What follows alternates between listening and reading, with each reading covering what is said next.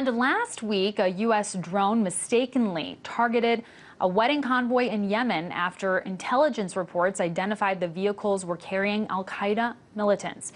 It was a gruesome attack in which more than a dozen people were left dead and 22 injured, with 9 in critical condition. Shortly after this tragedy, Yemen's parliament voted for a ban on drone strikes. And although these headlines quickly spread across the United States and around the world, some are wondering how reaction might have been different if the drone had hit an American wedding instead. That's exactly what Connor Friedersdorf explored in his Atlantic article called "If a Drone Strike Hit an American Wedding, We'd Ground Our Fleet."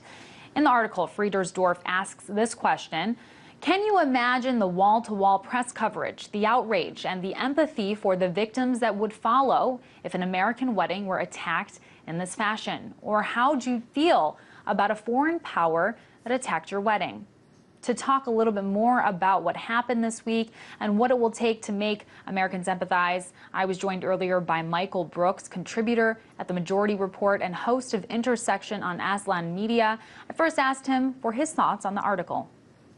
You know, I think obviously if there was a drone strike from a foreign power that hit an American wedding party, or, you know, for that matter, we don't need to go too far away. There was a terrorist attack in the United States on September 11th, right, that we had an incredible reaction to, and not rightfully in terms of our policies, but rightfully that people were upset by this. I think in some ways we could draw an even closer parallel and say that these policies that we're implementing overseas and carelessness with things like drone strikes are affecting American security. They are blowing back. Now, we might not see a direct relationship, but they're definitely there.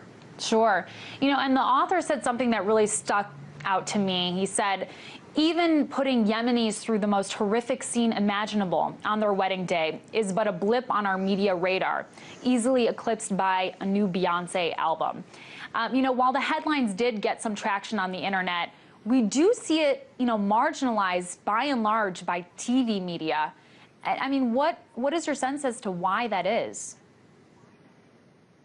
You know, I think it's almost overdetermined. There's so many different variables, from kind of lack of resources covering overseas news to lack of public engagement on these issues. But I think that what he's getting at that's also really important is we need to broaden our empathy. We need to think much more seriously about what's happening in other parts of the world, obviously, particularly if it's done in our name.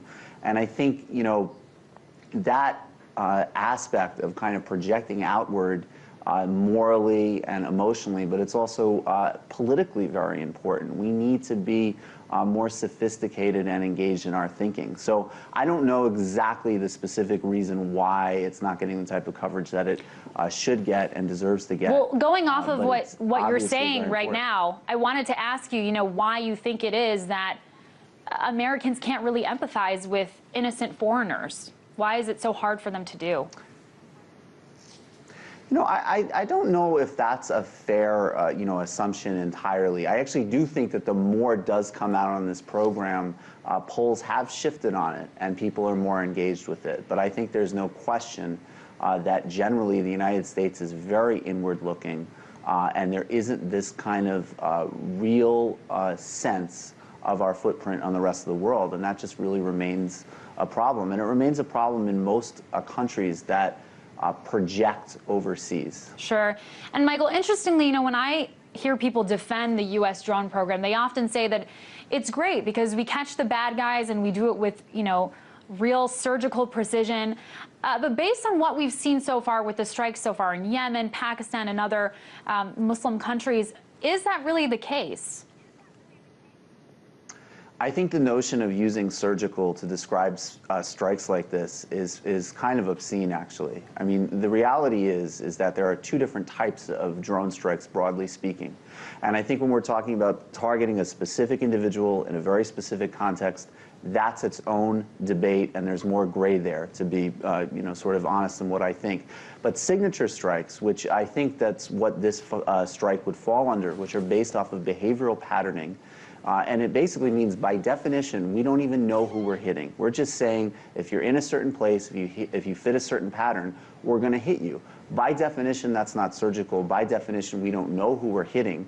And it's really an incredibly problematic way of framing it, given the results. It is problematic, and it's really tragic to see what's happening over there. But I do appreciate you coming on the program and breaking that down. Michael Brooks, contributor at The Majority Report and host of Intersection on Aslan Media. Thank you.